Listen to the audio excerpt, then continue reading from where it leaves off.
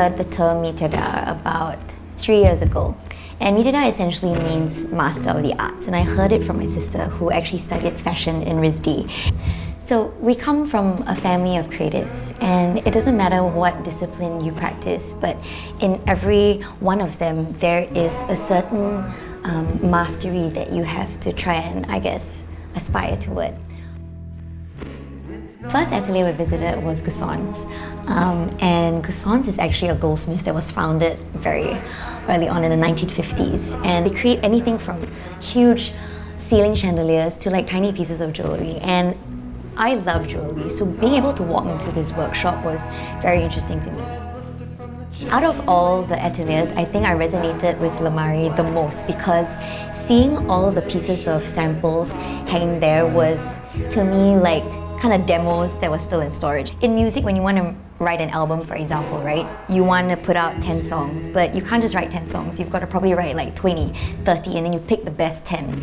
And walking into the Lemari workshop was that to me because there were hundreds and hundreds of samples that to me were brilliant, but yet they were still not yet picked. It looks like fur. It's fur. There is basically one sample that looks like fur, and they said every single one of those feathers was a single duck feather from under their wing. And you know, I think just understanding the process that goes into creating a sample that then gets presented, not knowing or not if it's going to be picked, is, you know, is something that needs to be recognized.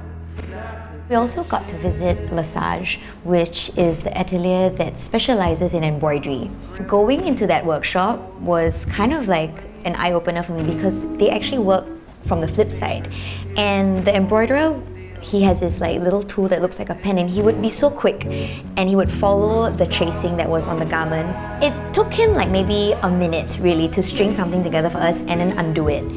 But when we looked at some finished pieces of fabric that had been embroidered, you know, they would have to change the different colored beads, the different size of beads. Every time it was switched, they would change their tool, and they would be just sitting and facing like this sort of net fabric, I guess, for hours of the day to embroider.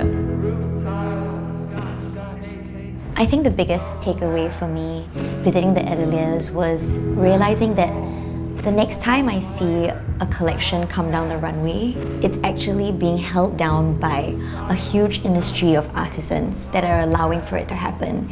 Even though these ateliers have been acquired by Chanel over the years, they have been working with other brands for many, many, many years. But Chanel has decided to safeguard these crafts and these artisanal skills so that the industry can continue to work with the Metiers.